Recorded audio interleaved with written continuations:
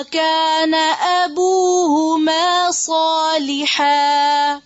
کسی کا کہنا ہے کہ جب بھی میں کسی سلجھے ہوئے خوشحال نوجوان کو دیکھتا ہوں تو مجھے یقین ہو جاتا ہے کہ ضرور اس کا باپ صالح اور نیک آدمی ہوگا، تب یہ بچہ اتنا سلجھا ہوا ہے۔ اور مجھے اس آیت کی صداقت نظر آنے لگتی ہے، وَكَانَ أَبُوهُمَا صَالِحًا،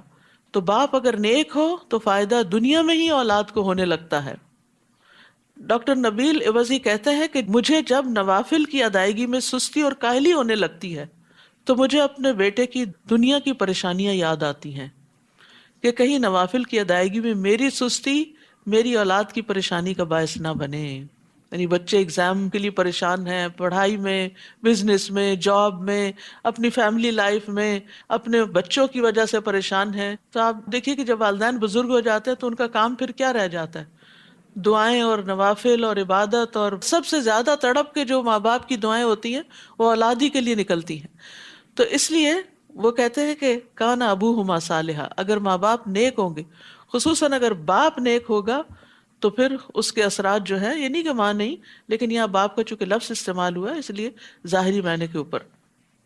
عبداللہ بن مسعود رضی اللہ عنہ جب رات میں نوافل ادا کر رہے ہوتے تھے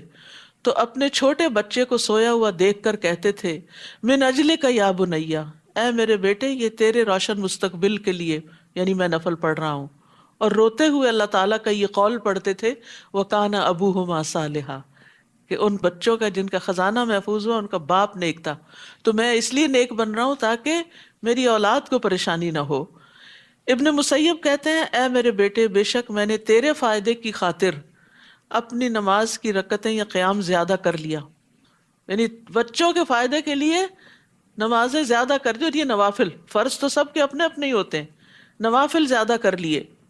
اس امید پر کہ تمہارے بارے میں میری حفاظت کی جائے گی، نہیں مجھے تمہاری طرف سے کوئی پریشانی نہیں دیکھنی پڑے گی۔ یاد رکھیے اولاد کی پریشانی جو ہوتی ہے وہ ماں باپ کو اپنی پریشانی سے بھی آگے ہوتی ہے، وہ اپنے آپ کو بھول جاتے ہیں، اپنا دکھ بھول جاتے ہیں، لیکن بچوں کا دکھ ان سے دیکھا نہیں جاتا۔ تو پھر وہ یہی آیت تلاوت کرتے تھے، وَكَانَ أَبُوهُمَا صَالِحًا۔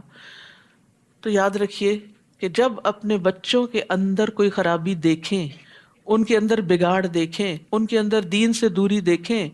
تو اپنی نماز، اپنی عبادت، اپنا صدقہ خیرات اور اپنی اصلاح کی طرف توجہ دیں۔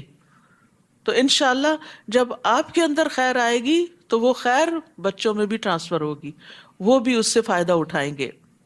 اور اکثر لوگ بچوں کو یہ طعنہ بھی دیتے نا، تم کیا ہو، تم تو اپنے ماں باپ کی وجہ سے ہی سب کچھ ہو۔ تو یہ ہر ایک کے لیے ہوتا ہے، کسی خاص بچے کے لیے نہیں ہوتا۔ سب بچے اپنے ماں باپ ہی کی وجہ سے کچھ بنتے ہیں، یعنی اللہ کا فضل تو obviously ماں باپ پر ہوتا ہے کہ وہ جو بچوں کے اندر محنت کرتے ہیں، لیکن بچے والدین ہی کی وجہ سے آگے بڑھتے ہیں۔ وہ والدین ہی ان کو یہودی یا عیسائی یا مجوسی بنا دیتے ہیں، یا پھر یہ کہ دین فطرت پر لے آتے ہیں۔ تو یہ ایک بہت بڑا کردار ہوتا ہے ماں باپ کا، یعنی پیرنٹنگ میں یہ اصول ہمیشہ یاد رکھیں۔ ہم بظاہر بہت سارے طریقے اختیار کرتے ہیں، لیکن یہ والی بات بھول جاتے ہیں کہ بچہ اگر جھوٹ بول رہا ہے تو کہیں ہم نے تو نہیں بولا، بچے نے اگر کہیں کوئی چیز آگے پیچھے ہیرا پھیری کی، کہیں بچپن میں ہم نے بھی تو ایسا غلط کام نہیں کیا تھا۔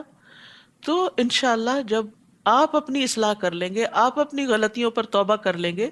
تو پھر انشاءاللہ آپ کے بچوں کے اندر بھی خیر ہوگی۔